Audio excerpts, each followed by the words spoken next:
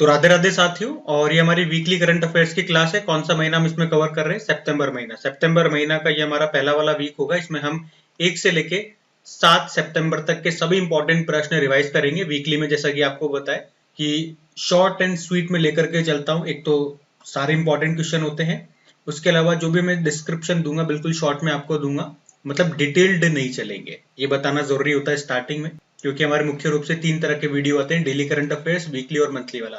तो थोड़ा सा डिस्क्राइब करना पड़ता है कि किस में क्या है। तो चलिए फिर स्टार्ट करते हैं आज की क्लास बिना टाइम वेस्ट करे। बाकी क्विज भी आपको इसकी लगाने को मिल जाती है अपनी क्रेक एग्जाम एप्लीकेशन पे, तो वीडियो देखने के बाद प्रैक्टिस के लिए टेस्ट के रूप में आप क्विज जरूर लगाएं। तो आज का सबसे इंपॉर्टेंट प्रश्न देखते हैं। प्रश्न पूछ रहा है कि अभी किस भारतीय संगठन को 2025 का रेमन मैग्सेसे पुरस्कार से सम्मानित किया गया? तो मोस्ट इंपॉर्टेंट प्रश्न मार्क कर लेना, इस तरह के प्रश्न एग्जाम में आते हैं। तो इसका तो उत्तर हो जाएगा एजुकेट गर्ल्स को। देखो, रेमन मैग्सेसे अवार्ड याद रखना, एक तो एशिया का नोबेल पुरस्कार इसको कहते हैं। कहाँ पे दिया जाता है? Manila, Philippines. स्थापना एक बार एग्जाम में पूछी जा चुकी है 1957। पहली बार ये दिया गया था 1958 में। और पहले भारतीय कौन थे जिनको ये अवार्ड मिला था? विनोबा भावे, 1958 में मिला था। अभी 2025 की हम लेटेस्ट बात करें तो 3 जनों को मिला है। एक्चुअली में 2 तो व्यक्ति हैं और एक संगठन है, जो भारतीय संगठन है, वही हमारे लिए इंपॉर्टेंट रहेगा। लेकिन फिर भी एक बार देख लेते हैं किन 2 और व्यक्तियों को मिला है। तो मालदीव की शाहिना अली को मिला है और फिलीपींस के फ्लावियानो एंटोनियो को मिला है।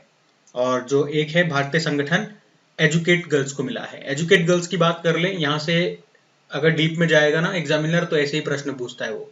इसी से संबंधित प्रश्न पूछ डालेगा कि इसकी स्थापना कब हुई थी? 2007 में। स्थापना किसने की थी? सफीना हुसैन ने की थी। और ये कहाँ का संगठन है ये पूछ लेगा तो राजस्थान का है। काम क्या होता है?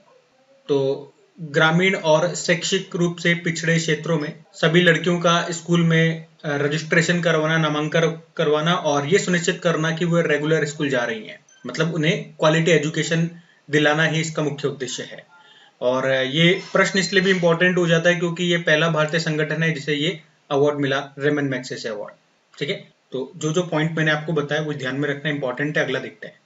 फिर अगले में पूछ रहे हैं भीख मांगने को अपराध घोषित करने वाला पहला राज्य अभी कौन सा बन गया है? तो इसका उत्तर हो जाएगा मिजोरम। मिजोरम हो जाएगा। और अगर आपसे पूछते हैं कि देश का पहला भिखारी मुक्त शहर कौन सा बन गया, तो फिर आपको उत्तर करना है इंदौर। ठीक है, राज्य में मिजोरम और शहर में पूछेंगे तो इंदौर हो जाएगा। फिर अगले में पूछ रहे हैं कि अभी एशियाई विशाल कछुओं का पहला कृत्रिम ऊष्मायन सफलतापूर्वक कहां पर हुआ? तो इसका सही उत्तर हो जाएगा मणिपुर में। तो अभी मणिपुर के इम्फाल में एशियाई विशाल कछुओं का पहला सफल कृत्रिम ऊष्मायन ये किया गया। उस कृत्रिम ऊष्मायन का मतलब हो गया आर्टिफिशियल इंक्यूबेशन। इंक्यूबेशन का मतलब भी एक तरह से मशीनरी होता है। मतलब आप कह सकते हो ये एक तरह का मैकेनिकल प्रोसेस है। इसमें क्या होता है, अंडों से चूजों को निकालने के लिए मशीनों का उपयोग किया जाता है। वैसे नेचुरल प्रोसेस में क्या होता है, जो अंडे होते हैं उनपे उनकी माँ, यानी कि जैसे कछुआ है तो उनकी माँ उन पे बैठेगी, उनकी सिकाई करेगी, कुछ दिन बाद फिर वो अंडे फूटते हैं, वो बाहर निकलते हैं। ये नेचुरल प्रोसेस हो गया। लेकिन इसमें क्या कर रहे हैं, मशीनों का उपयोग करके उन अंडों से चूजों को निकाला जा रहा है। और अभी एशियाई विशाल कछुओं के लिए ये प्रोसेस पहली बार किया गया सफलतापूर्वक। अभी एक ही घोंसले से 28 बच्चों को पैदा किया गया। एशिया में ऐसा पहली बार हुआ है, तो प्रश्न इंपॉर्टेंट रहेगा। कहाँ पे किया गया मैंने आपको बता दिया, इम्फाल में। ये एशियाई विशाल कछुओं की अगर बात कर ले, ये बड़े आकार के होते हैं, नाम से पता चल रहा है विशाल है, मतलब नॉर्मल कछुओं से बड़े होते होंगे। और इसी कारण से इनको जंगल का छोटा हाथी भी कहा जाता है। पर ये गंभीर रूप से संकटग्रस्त है, IUCN की क्रिटिकल एंडेंजर्ड लिस्ट में ये शामिल है। ठीक है, तो ये ध्यान में रखना। अगला देखते हैं। फिर अगले में पूछ रहे हैं कि Commonwealth senior weight lifting championship 2025 में भारत ने टोटल कितने मेडल जीते हैं? भारत ने यहाँ पे टोटल 13 मेडल जीते। बात कर रहे हैं Commonwealth senior weight lifting championship 2025 की। और ये कहाँ पे हुआ? अहमदाबाद, गुजरात में हुआ। और यहाँ पे भारत ने टोटल 13 मेडल जीते हैं। 4 गोल्ड, 6 सिल्वर है और 3 ब्रोंज है। मेडल टैली में भारत टॉप पर है। जो गोल्ड 4 आए हैं वो आपके सामने ये नाम है, आप एक बार देख सकते हैं। अगला देखते हैं। फिर अगले में पूछ रहे हैं अभी प्रधानमंत्री नरेंद्र मोदी को किस देश की यात्रा के दौरान दारुमा गुड़िया भेंट की गई?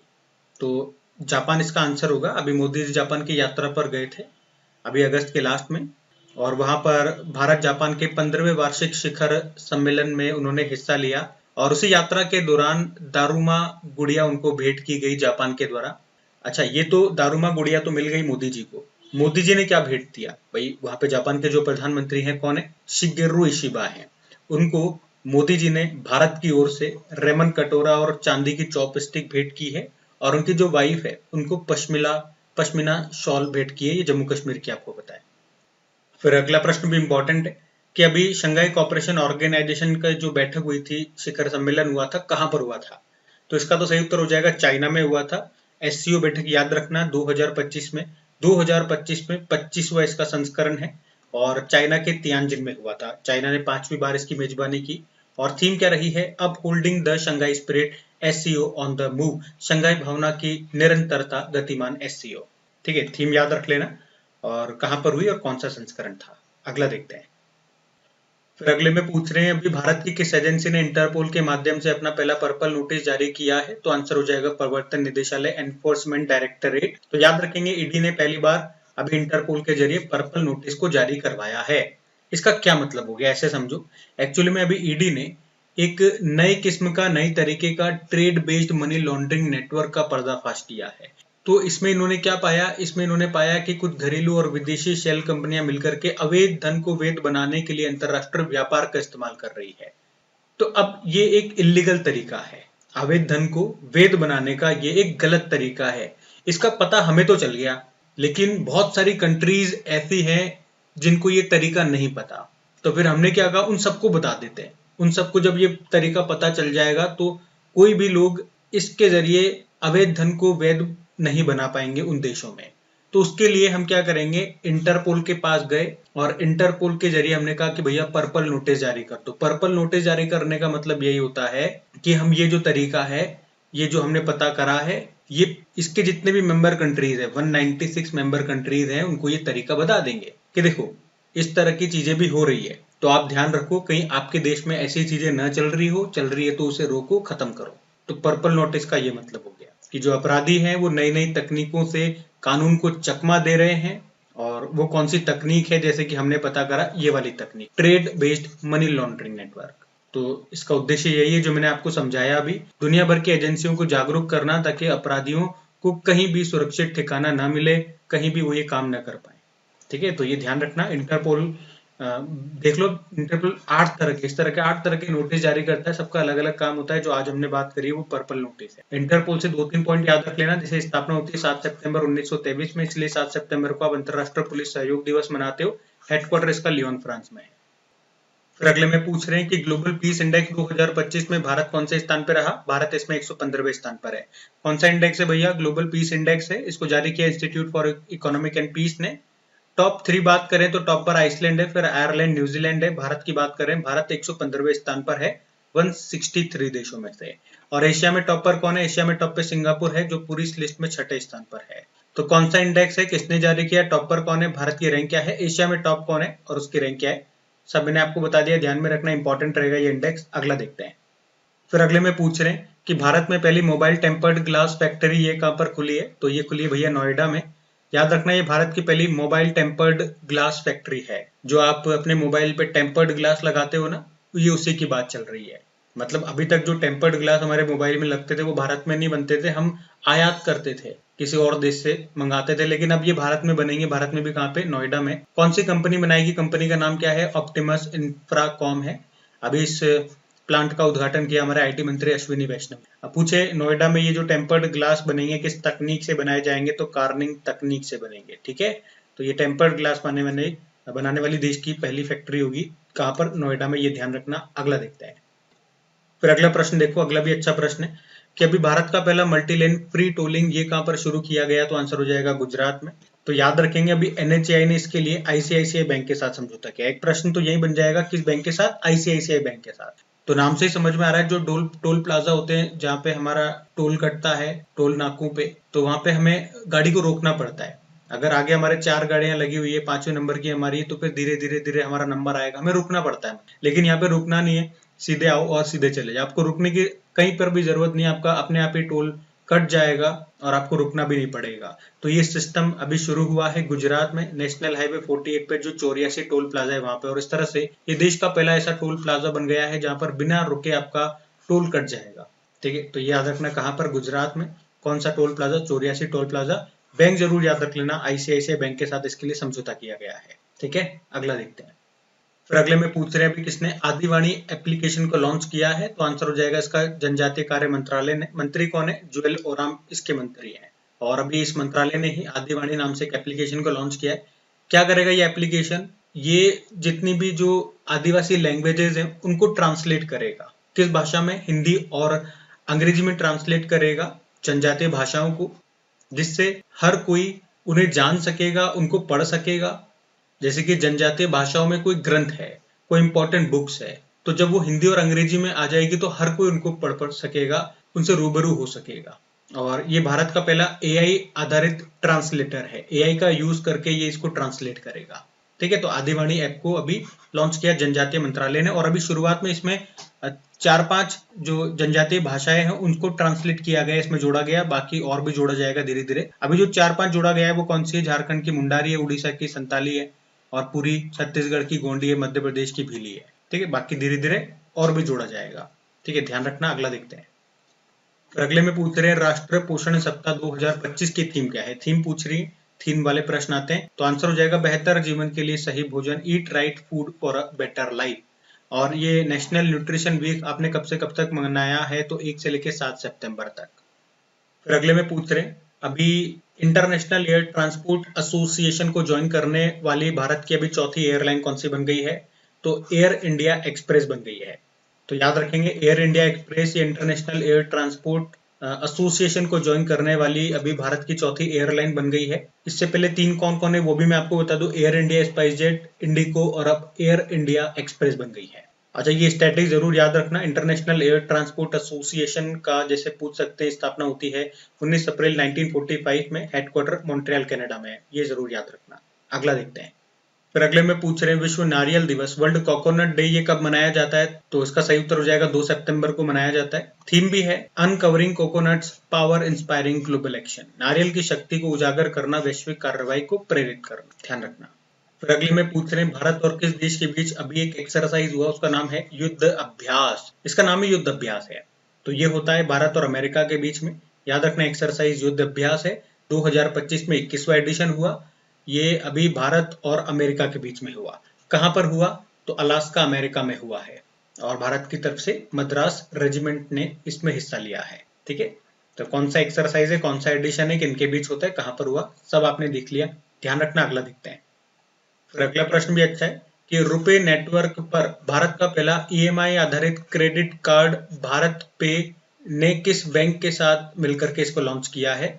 मतलब भारत पे और किस बैंक ने मिलकर के अभी ये रुपे नेटवर्क पर भारत का पहला ईएमआई बेस्ड एक क्रेडिट कार्ड लॉन्च किया? ये प्रश्न है। सही उत्तर हो जाएगा यूनिटी स्मॉल फाइनेंस बैंक। क्या मतलब हो गया कि ये जो क्रेडिट कार्ड है जिसको भारत पे और यूनिटी स्मॉल फाइनेंस बैंक ने मिलकर के रुपे नेटवर्क पे लॉन्च किया है, ये भारत का पहला ईएमआई बेस्ड है। ईएमआई बेस्ड मतलब जैसे कि क्रेडिट कार्ड का यूज करके आपने कोई भी प्रोडक्ट खरीदा है, जैसे कि आपने मान लो कुछ भी खरीद लिया, क्या बताऊं, कपड़े खरीद लिए मान लो।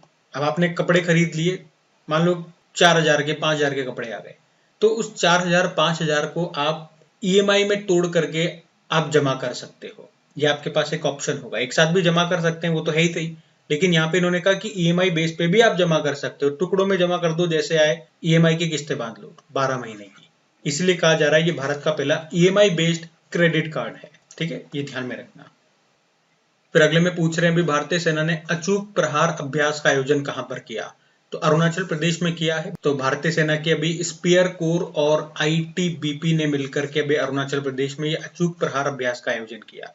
इसी तरह से यहाँ पे एक और पॉइंट जोड़ लेना, अभी युद्ध कौशल 3.0 अभ्यास का भी आयोजन किया भारतीय सेना ने अरुणाचल प्रदेश में ही। ठीक है, अचूक प्रहार और युद्ध कौशल 3.0 अभ्यास, ये दोनों अभी साथ साथ किए गए। बाकी ये तो पिछले महीने हमने पढ़े थे, वो मैंने रिवाइज करने के हिसाब से यहाँ पे लिखा हुआ है। ठीक है, अभी लेटेस्ट वाला प्रश्न तो ये दोनों का है, ध्यान रखना। फिर अगले में पूछ रहे मोस्ट इंपॉर्टेंट प्रश्न मार्क कर लो कि अभी मोदी जी ने देश के पहले 32 बिट माइक्रो प्रोसेसर चिप को लॉन्च किया है, उस चिप का नाम क्या है? तो इसका सही उत्तर हो जाएगा विक्रम। और कहाँ पे उन्होंने इसको लॉन्च किया, ये भी एक प्रश्न बन जाता है। अभी सेमिकॉन इंडिया 2025 इवेंट का आयोजन हुआ था। कहाँ पर हुआ था? नई दिल्ली में हुआ था। वहीं पे मोदी जी ने इसी इवेंट में देश की पहली पूरी तरह से स्वदेशी 32 बिट माइक्रो प्रोसेसर चिप को लॉन्च किया और इस चिप का नाम विक्रम है। और इस चिप का निर्माण किया है इसरो की सेमीकंडक्टर लेबोरेटरी ने विक्रम साराभाई स्पेस सेंटर के साथ मिलकर के, और इसे खास तौर पर अंतरिक्ष मिशनों के लिए डिजाइन किया गया है। तो ये -55 डिग्री सेल्सियस से लेके +125 डिग्री सेल्सियस तक के तापमान पे काम कर सकती है ये चिप, और 180 नैनोमीटर CMOS टेक्नोलॉजी पर यह आधारित है। ठीक है, जो भी ये 2-4 मैंने पॉइंट्स आपको बताए वो ध्यान में रखना, नाम याद रखना, नाम इंपॉर्टेंट है। विक्रम आपको पता है चंद्रयान 3 जब स्पेस में गया था तो उसमें जो लैंडर था उसका नाम भी विक्रम था। ठीक है, अगला देखते हैं। फिर अगले में पूछ रहे अभी एशियन शूटिंग चैंपियनशिप 2025 में पदक तालिका में भारत कौन से स्थान पर है? तो भारत यहाँ पे पहले स्थान पर है। हम बात कर रहे हैं यहाँ पे एशियन शूटिंग चैंपियनशिप की, और ये इसका 16वां एडिशन है जो कहां पर हुआ? शैमकेंट कजाकिस्तान में हुआ। भारत ने यहाँ पे 99 मेडल जीते हैं, जिसमें से 50 गोल्ड है, 26 सिल्वर है, 23 ब्रोंज है। और इसके साथ भारत आप देखोगे तो मेडल टैली में भारत पहले स्थान पर है, दूसरे स्थान पे कजाकिस्तान, तीसरे पे चाइना है। तो एशियन शूटिंग चैंपियनशिप की हमने बात की है, यहाँ पे ध्यान में रखना। अगला देखते हैं। फिर अगले में पूछ रहे भी मत्स्य शक्ति परियोजना ये कहां पर शुरू हुई? तो ये केरल में शुरू हुई है।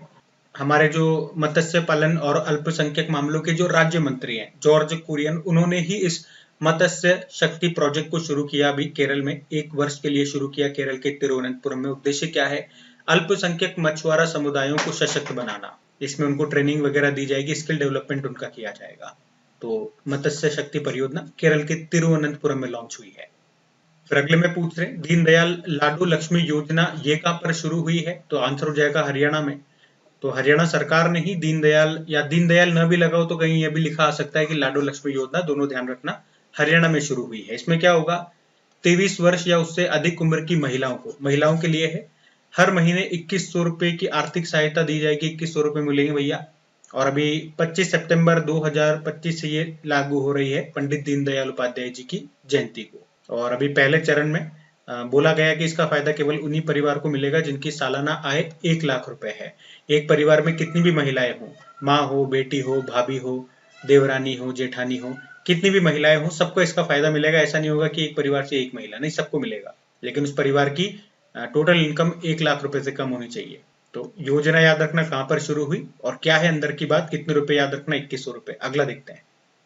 फिर अगले में पूछ रहे हैं बैडमिंटन विश्व चैंपियनशिप 2026 की मेजबानी कौन करेगा? तो ये भारत करेगा।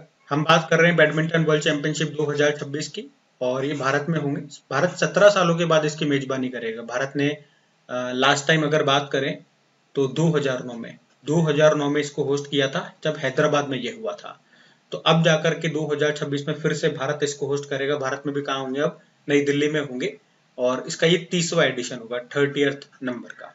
अभी जो 2025 में 29 नंबर का इसका जो एडिशन हुआ था वो पेरिस फ्रांस में हुआ, जहां पे मैं आपको ये भी बता दूं कि उसमें जो मेंस डबल कैटेगरी है उसमें एक भारतीय जोड़ी है, सात्विक साईराज रंकी रेड्डी और चिराग शेट्टी की जोड़ी, उन्होंने ब्रोंज जीता है। और इस तरह से पूरा मेडल टैली में अगर अभी की बात करेंगे तो भारत 7वें स्थान पर, यहाँ पे आप देख सकते हो, एक ही मेडल आया हमारे पास, ये जोड़ी लेकर के आई है, बाकी टॉप पर चाइना वगैरह है। ठीक है, तो ध्यान रखना। ये अगला देखते हैं। फिर अगले में पूछ रहे हैं कि अभी ये इंपॉर्टेंट क्वेश्चन है, भारत के महालेखा नियंत्रक कंट्रोलर जनरल ऑफ अकाउंट ये कौन बने हैं? तो आंसर होगा TCA कल्याणी बनी है। और ये जो महालेखा नियंत्रक है, controller general of account, CGA जिसे आप बोलते हो, ये वित्त मंत्रालय के व्यय विभाग के अंतर्गत आता है। और अभी इसकी 29 नंबर की महालेखा नियंत्रक कौन बन गई है? TCA कल्याणी बन गई है। याद रखना, इन्होंने SS दुबे का स्थान लिया है। काम क्या होता है CGA का? भारत सरकार के प्रधान लेखा सलाहकार ये होते हैं, और अकाउंटिंग सिस्टम यानी कि लेखा प्रणाली की स्थापना और रख रखाव के लिए जिम्मेदार होते हैं। इसी तरह से ये तो CGA हो गया। एक CAG होता है जिसे आप नियंत्रक एवं महालेखा परीक्षक, कॉम्प्ट्रोलर एंड ऑडिटर जनरल बोलते हो। वो भारत सरकार के खातों और वित्तीय गतिविधियों का लेखा परीक्षा यानी कि ऑडिट करते हैं। वर्तमान में CAG कैग कौन है? तो संजय मूर्ति है, ये जरूर ध्यान में रखना। तो CGA कौन? TCA कल्याणी, और कैग है संजय मूर्ति। अगला देखते हैं। फिर अगला देख लो, एक वार्षिक महोत्सव है, मेला कह दो, पट्ट उत्सव, ये कहां पर मनाया जाता है? तो ये जम्मू कश्मीर में मनाया जाता है। पट्ट उत्सव सिंपल सा याद रखो, कहां पे? जम्मू कश्मीर में मनाया जाता है। फिर अगले में पूछ रहे हैं कि 20वें वैश्विक सतत शिखर सम्मेलन का आयोजन कहां पर किया गया? 20th नंबर का जो भी ग्लोबल सस्टेनेबिलिटी समिट हुआ, कहां पर हुआ? तो ये हुआ है भैया नई दिल्ली में। ठीक है, ग्लोबल सस्टेनेबिलिटी समिट 20वां एडिशन था, अभी नई दिल्ली में हुआ। इसका आयोजन किया confederation of Indian industry CII ने। और इस समिट का उद्देश्य क्या था? सस्टेनेबिलिटी पर चर्चा करना और भारत में सस्टेनेबल डेवलपमेंट को बढ़ाने पर विचार करना, सतत विकास की बात हो रही है। और कॉन्फेडरेशन ऑफ इंडियन इंडस्ट्री आप जानते हो, राजीव मेमानी इसके प्रेसिडेंट हैं। अच्छा, ये देखो कि United nation population fund India ने अभी लैंगिक समानता के लिए अपना ब्रांड एम्बेसडर बनाया है। किसको बनाया है? याद रखना, कृति सेनन को बनाया है। फिर अगला प्रश्न भी मोस्ट इंपॉर्टेंट रहेगा कि अभी हाल ही में जारी NIRF 2025 की ओवरऑल रैंकिंग में टॉप पर कौन है? तो सही उत्तर हो जाएगा IIT मद्रास टॉप पर है। NIRF यानी कि नेशनल इंस्टीट्यूशन रैंकिंग फ्रेमवर्क, राष्ट्रीय संस्थागत रैंकिंग फ्रेमवर्क। इसको जारी कौन करता है? शिक्षा मंत्रालय जारी करता है। इसने इसको शुरू किया था 2016 में, जब इसको मानव संसाधन विकास मंत्रालय कहते थे। और इस बार इसका ये 10वां एडिशन है। याद रखना, इस बार 17 कैटेगरीज में रैंकिंग दी गई है। कुछ एक इंपॉर्टेंट मैं आपको बता देता हूँ, पूरी लिस्ट भी बता दूंगा आपको। देखो, ओवरऑल कैटेगरी की याद रखना, पहले स्थान पर IIT मद्रास है और इसमें लगातार IIT मद्रास लगातार 7वें साल टॉप पर बना हुआ है। वहीं इंजीनियरिंग कैटेगरी में भी IIT मद्रास टॉप पर है और लगातार 10वें साल, मतलब अब तक जितनी भी रैंकिंग आई है उसमें हमेशा इंजीनियरिंग कैटेगरी में IIT मद्रास टॉप पे रहा है। ठीक है, ये दो तो हो गया। बाकी मैनेजमेंट कॉलेजेस में आप देख लोगे तो IIM अहमदाबाद टॉप पर है। फार्मेसी में आप देख लोगे जामिया हमदर्द, ये जो नई दिल्ली वाला है वो टॉप पर है। बाकी सारी जो भी 17 तरह की कैटेगरीज है वो मैंने आपके सामने रख दी है। इसमें एक और तरह की मैं आपको बताना चाहूंगा, ये यहाँ पर है sustainable development goal institution in India, IIT Madras. ठीक है, तो IIT मद्रास से 3 आपको याद हो जाएंगे, ओवरऑल कैटेगरी, इंजीनियरिंग कैटेगरी और sustainable development goal institution in India. ये न्यू कैटेगरी है, हमेशा ये 16 कैटेगरी में आता था, इस बार 17 कैटेगरी में आया, मैंने बताया ना। तो ये नई कैटेगरी है, तो इसको जरूर से याद रखना और याद रखना आसान रहेगा, IIT मद्रास है। ठीक है, अगला देखते हैं। फिर देखो अगले में क्या पूछ रहे हैं कि अभी भारती नाम से एक इनिशिएटिव, एक पहल है, इसको किसने लॉन्च किया? इसको एपिडा ने लॉन्च किया है। अब एपिडा का मतलब देख लो एक बार, agricultural processed food product export development authority. और इसका काम क्या होता है? भारत से कृषि और प्रोसेस्ड जो खाद्य उत्पाद है, फूड आइटम्स है, उनके निर्यात को, एक्सपोर्ट को बढ़ावा देना और उनका विकास करना। और अभी इसी ने ये भारतीय नाम से एक पहल को लॉन्च किया है। जिसका उद्देश्य है कृषि निर्यात को बढ़ावा देना। और इसमें इस पहल में इन्होंने ये उद्देश्य रखा कि 100 कृषि खाद्य स्टार्टअप्स को समर्थन देना है और 2030 तक $50 अरब के कृषि खाद्य निर्यात का लक्ष्य इन्होंने रखा है। ठीक है, तो भारतीय इनिशिएटिव एपिडा ने लॉन्च किया, याद रखना। फिर अगले में पूछ रहे हैं करम पूजा, या कई जगह कर्मा पूजा भी कहते हैं। करम पूजा, कर्मा पूजा उत्सव याद रखना, ये कहाँ पर मनाया जाता है? तो ये झारखंड में मनाया जाता है। ठीक है, तो झारखंड याद रखना, झारखंड में मनाया जाता है ये। अगला देखते हैं। फिर अगले में पूछ रहे हैं कि भारत का पहला गिद्ध संरक्षण पोर्टल, वल्चर कंजर्वेशन पोर्टल अभी किसने लॉन्च किया? तो इसको असम ने लॉन्च किया है। तो होगा क्या इस पोर्टल में? इस पोर्टल में वल्चर यानी कि गिद्ध के बारे में साइंटिफिक नॉलेज, अवेयरनेस और इंफॉर्मेशन डाली जाएगी और इसका यूज साइंटिफिक कम्युनिटी, जो भी रिसर्चर्स हैं, उनके द्वारा गिद्धों के संरक्षण के लिए किया जाएगा। कोई भी कर सकता है, तो याद रखना ये भी असम में भारत का पहला वल्चर कंजर्वेशन पोर्टल लॉन्च किया गया है। फिर देखो अगला प्रश्न भी इंपॉर्टेंट रहेगा कि अभी GST 2.0 के तहत कौन सी जो दर है, टैक्स स्लैब है, उसको हटा दिया गया है। तो आपको बताया अभी तक 4 टैक्स स्लैब हुआ करती थी, कौन कौन सी? एक तो 5% वाली, एक 12% वाली, एक 18% वाली और एक 28% वाली। तो 12 और 28 को हटा दिया गया, तो इसका सही उत्तर हो जाएगा 12 और 28 को हटाया है, पूछ रहा है ना, हटा दिया गया। तो अब कौन सी बच गई है? 5% और 18% वाली बच गई है।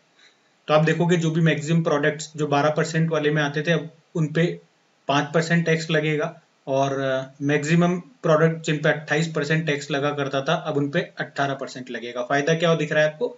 चीजें सस्ती होने लगेंगी। और इन 5 और 18 के अलावा एक नया तरह का टैक्स इंट्रोड्यूस किया गया है, 40% वाला टैक्स। ये केवल किन पे लगेगा? सिन गुड्स। सिन गुड्स मतलब हो गया ऐसे उत्पाद जिन्हें हम कम करना चाहते हैं, तो उनके रेट बढ़ा दो, ऑटोमेटिकली उनका उपयोग कम होने लग जाएगा। इसके अंदर आते हैं मुख्य रूप से तंबाकू वगैरह, तंबाकू, पान मसाला, सिगरेट, बीड़ी वगैरह। इसके अलावा जो लग्जरी चीजें हैं उन पे भी 40% लगेगा। लग्जरी चीजें महंगी महंगी करोड़ों रुपए की जो कारें आती हैं और लाखों रुपए की जो महंगी महंगी, मतलब लग्जरी कार, आप समझ रहे हो, प्राइवेट जेट हो गया। और बाइक को भी रखा है, लेकिन बाइक के लिए उन्होंने कहा 350 सीसी या उससे ज्यादा वाली जो बाइक होंगी वो भी इसी के अंदर आएंगी, तो इन पे लगेगा 40%। और इसी को बोला गया है न्यू जनरेशन GST रिफॉर्म। ये ध्यान रखना, ठीक है। अगला देखते हैं। अगला प्रश्न बुक से है और मोस्ट इंपॉर्टेंट रहेगा प्रश्न कि मदर मेरी कम्स टू मी, इस बुक के लेखक कौन है? तो इसको लिखा है अरुंधति रॉय ने, आप सभी जानते हो, फेमस ऑथर है, भारतीय फेमस ऑथर है, शिलोंग मेघालय से बिलोंग करती है। वैसे तो इस बुक का अनाउंसमेंट इन्होंने बहुत पहले कर दिया था, लेकिन अभी फाइनली इसको लॉन्च कर दिया केरल के कोच्चि से। और एक्चुअली में ये इनका मेमोयर है। मेमोयर मतलब होता है इनकी यादों के हिसाब से इन्होंने ये बुक लिखी है, और इस बुक में इन्होंने अपनी माँ के साथ इनके जीवन के अनुभवों को साझा किया है हमारे साथ। और अरुंधति रॉय इनका नाम क्यों आपको याद होगा, क्योंकि बुकर प्राइज इनको मिला था 1997 में इनकी book the God of small things के लिए, और बुकर पुरस्कार पाने वाली ये पहली भारतीय महिला है। अभी 2000 लेटेस्ट आपको बताऊं 2024 में पेन प्रिंटर पुरस्कार इनको मिला था, ठीक है। तो ध्यान रखना बुक का नाम और लेखक का नाम। अगला देखते हैं। फिर अगले में देखो, जमैका के प्रधानमंत्री का नाम आपसे पूछा है। ये जमैका के तीसरे बार प्रधानमंत्री बने हैं, इनका नाम है एंड्रयू हॉलनेस। जमैका के तीसरी बार ये प्रधानमंत्री बने हैं। जमैका एक बार मैं आपको मैप में दिखाता हूँ। ये कैरेबियन सागर में स्थित एक देश है जमैका, जिसकी कैपिटल किंगस्टन होती है, करेंसी है जमैकन डॉलर, ठीक है। और प्रधानमंत्री एंड्रयू हॉलनेस बन गए हैं। फिर अगले में पूछ रहे हैं कि बथुकम्मा उत्सव ये कहाँ पर मनाया जाता है? तो ये मनाया जाता है तेलंगाना में। बथुकम्मा उत्सव बहुत बार हमने पढ़ा भी है, तेलंगाना में मनाया जाता है। 9 दिनों तक ये चलता है, और याद रखना इस बार बोला गया है कि इसे ब्राजील के रियो कार्निवल फेस्टिवल की तरह मनाया जाएगा। तो बथुकम्मा उत्सव, इसे फूलों का त्योहार भी कहते हैं। 9 दिनों तक ये चलता है। बथुकम्मा का मतलब होता है देवी का जीवन में आना। तेलंगाना आंसर होगा। अगला देखते हैं। फिर अगले में पूछ रहे हैं, एक और बुक है, इंपॉर्टेंट है ये भी, the Chola tigers Avengers of Somnath. इस बुक को किसने लिखा है? इसको अमिश त्रिपाठी ने लिखा है। तो सोमनाथ मंदिर पर आक्रमण के लिए चोल वंश के प्रतिशोध के बारे में इस बुक में बताया है। तो बुक का नाम याद रखना, लेखक का नाम याद रखना। अगला प्रश्न देखते हैं। फिर अगले में पूछ रहे हैं अभी, थाईलैंड के नए प्रधानमंत्री कौन बन गए हैं? तो ये बन गए हैं अनुतिन चार्नविराकुल। तो अनुतिन याद रख लेना, अनुतिन को बनाया गया थाईलैंड का प्रधानमंत्री। इनसे पहले आपको याद होगा पेंटोक्टार्न शिनावात्रा यहाँ की प्रधानमंत्री थी, जिनको वहां की संवैधानिक न्यायालय ने पद से हटा दिया था, और अब अनुत्तीर्ण बन गए हैं। अनुत्तीर्ण, अनुत्तीर्ण। फिर ये भी इंपॉर्टेंट प्रश्न रहेगा, डेटा से रिलेटेड ये प्रश्न, इस तरह के प्रश्न आते हैं एग्जाम में, कि नमूना पंजीकरण प्रणाली सांख्यिकी रिपोर्ट 2023 के अनुसार भारत की शिशु मृत्यु दर कितनी बताई गई है? Infant mortality rate. तो इसका सही उत्तर हो जाएगा 25।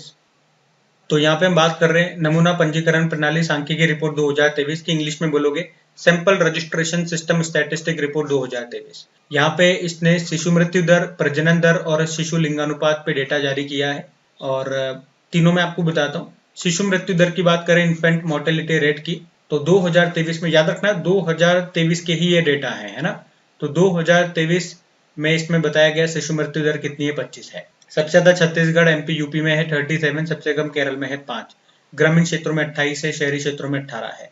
क्या बताता है ये इन्फेंट मोर्टेलिटी रेट? 1000 जीवित जन्मे शिशुओं में 1 साल के अंदर मरने वाले शिशुओं की संख्या को ये बताता है। मतलब उन्होंने अपना 1 साल भी पूरा जीवन नहीं किया, मतलब पहला जन्मदिन भी वो नहीं मना पाए, उससे पहले ही उनकी मृत्यु हो जाती है। तो ये बताता है शिशु मृत्यु दर को 1000 बच्चों पे। अब जैसे 25 आया, भारत का एवरेज कितना है? 25, मतलब 1000 बच्चों ने जन्म लिया, उसमें से 25 की मृत्यु हो गई। इसके अलावा कुल प्रजनन दर की बात करें, टोटल फर्टिलिटी रेट की, तो ये है 2023 में कितनी? 1.9। सबसे ज्यादा बिहार में है 2.8, और दिल्ली में सबसे कम है 1.2। एक ये डेटा जरूर देख लेना, प्रतिस्थापन दर कितनी है? रिप्लेसमेंट रेट 2.1 है। मैंने आपको समझाया था, जैसे ये हो गई माता, ये हो गए पिता, मतलब 2 जने हो गए, ये 2 बच्चे पैदा करते हैं, ठीक है। तो ये 2 बच्चे इन 2 व्यक्तियों को रिप्लेस कर रहे हैं, 2 की जगह 2 आ गए तो बराबर रहा, तो न जनसंख्या बढ़ रही है न घट रही है, ये स्थिर है। तो ये बताता है रिप्लेसमेंट रेट, और इससे कंपेयर करोगे तो जो प्रजनन दर है वो कम ही है, 1.9 है, ये 2.1 है ना। इसके अलावा शिशु लिंगानुपात की बात करें, सेक्स रेशो एट बर्थ, तो ये 2021-23 के दौरान कितना बताया गया? 917। सबसे ज्यादा छत्तीसगढ़ में है 974, जितना ज्यादा हो उतना अच्छा है। सबसे कम उत्तराखंड में है 868। क्या बताता है ये? 1000 लड़कों पर लड़कियों की संख्या बताता है। इसके अलावा बुजुर्गों के लिए भी डेटा जारी हुआ। बुजुर्ग किन्हें माना? 60 वर्ष से ज्यादा उम्र की जो आयु है उनको बुजुर्ग का। तो बुजुर्ग आबादी में कहा कि हमारी जितनी टोटल पॉपुलेशन है उसमें 9.7% बुजुर्ग है। सबसे ज्यादा केरल में है 15%। तो ये कुछ डेटा थे, मैंने आपको बताया। ये डेटा वाले प्रश्न आपको ध्यान रखने होंगे, इंपॉर्टेंट है। लेकिन अगला देखते हैं। एक ये प्रश्न में देखो, माधव गोपाल कामत किस देश में आयोजित विश्व युवा स्क्रैबल चैंपियनशिप 2025 को जीतने वाले पहले भारतीय बन गए? पहले भारतीय बन गए, इसलिए प्रश्न करा रहा हूं मैं। ये हुआ अभी मलेशिया में। ये पूछ रहा है ये विश्व युवा स्क्रैबल चैंपियनशिप कहां पर हुआ? मलेशिया की कैपिटल कुआलालंपुर में हुआ। इस बार इसका 20वां एडिशन था और इसमें विजेता रहे माधव गोपाल। ये दिल्ली से बिलोंग करते हैं और ये चैंपियनशिप को जीतने वाले ये पहले भारतीय हैं। स्क्रैबल मतलब होता है एक तरह का, आप यूं समझो, शब्दों का ज्ञान। एक बोर्ड होता है, उसमें आपको ऐसे सिंगल लेटर जमा करके उसका कोई शब्द बनाना होता है। इस तरह का ये गेम होता है। ठीक है, तो ध्यान रखना। माधव गोपाल इनका नाम है। अगला देखते हैं। अगले में पूछ रहे हैं, फेसबुक, व्हाट्सएप, इंस्टा सहित 26 अपंजीकृत अनरजिस्टर्ड सोशल मीडिया साइटों पर किसने भी बैन लगा दिया? तो आंसर हो जाएगा नेपाल। एक्चुअली नेपाल सरकार ने कहा था कि ये जो भी सोशल मीडिया प्लेटफॉर्म्स हैं, इनको हमारे यहाँ पे रजिस्टर्ड करना होगा, रजिस्ट्रेशन उनको कराना होगा। इन्होंने नहीं कराया। इन्होंने 4 बार बोल दिया, 4 बार इनको डेडलाइन देगी, करा लो भैया, करा लो भैया, करा लो भैया। ये नहीं करा रहे, तो इन्होंने कहा भाड़ में जाओ, हम तुमको बैन कर रहे हैं। ठीक है, तो नेपाल याद रखना। अगला देखते हैं। अगले में पूछ रहे भी, रॉयल भूटान बौद्ध मंदिर का उद्घाटन ये कहां पर किया गया? ये राजगीर बिहार में किया गया। बिहार के नालंदा जिले में पड़ता है ये राजगीर, और यहीं पे इस टेम्पल का उद्घाटन किया। उद्घाटन किसने किया? एक तो भूटान के जो प्रधानमंत्री वो आए हुए थे, तेसरिंग तोब्गे, और हमारे जो अल्पसंख्यक मामलों के मंत्री किरण रिजिजू, इन्होंने मिलकर के इसका उद्घाटन किया। राजगीर बिहार में ही क्यों? क्योंकि यहीं पर पहला बौद्ध परिषद का आयोजन हुआ था, इसीलिए राजगीर बिहार। ठीक है, इतना सा ध्यान रखना है। बाकी ये थी हमारी क्लास। ये हमारे सितंबर मंथ का पहला वाला वीक था। 1 से लेकर 7 सितंबर तक जो भी इंपॉर्टेंट प्रश्न थे वो मैंने आपको रिवाइज कराए। जितना शॉर्ट एंड सिंपल मैं आपको समझा सकता था, जितना रिवीजन वीडियो में समझाना चाहिए वो मैंने आपको समझाया। जो डिटेल्ड समझाते हैं वो तो डेली करंट अफेयर्स वाली क्लास में हम समझाते हैं। एक हमारा मंथली वीडियो भी आता है, 1 लाइनर वो वीडियो होता है, उसमें कोई समझाना नहीं होता, डायरेक्ट खटाखट खटाखट रिवीजन करते हैं। तो जिस स्टूडेंट को जो अच्छा लगता है वो देखे। वीकली और मंथली वाले में से कोई एक तो आप जरूर देखें, दोनों देखते हैं अच्छी बात है, वरना ये रिवीजन के लिए बहुत बेटर ऑप्शन रहेंगे आपके लिए। बाकी अगर सेशन अच्छा लगे, मेहनत अच्छी लगे, आप चाहो कि ये डेली इसी तरह से कंटिन्यू रहें, तो इसे सपोर्ट भी कीजिए प्लीज अपने दोस्तों के साथ में, स्टडी ग्रुप में, जो भी आपका व्हाट्सएप, फेसबुक, टेलीग्राम पे जहीं पर भी आप यूज करते हो, कोई स्टडी ग्रुप जरूर होगा आपके पास, वहां पे एक बार शेयर जरूर करना। वीडियो को अभी तक आपने लाइक नहीं करा होगा तो लाइक जरूर कर देना। बाकी क्विज आपको मिल जाती है क्रिक एग्जाम एप्लीकेशन पे, बहुत सारी स्टैटिक क्विजेस मिल जाएगी, डेली करंट अफेयर्स की, वीकली वाली, मंथली वाली भी आपसे मिलना चालू हो जाएगी। तो लगाइए, प्रैक्टिस करते रहिए, ताकि एग्जाम टाइम पे चीजों को आप भूलो नहीं। तो आज के लिए इतना ही रखते हैं। राधे राधे।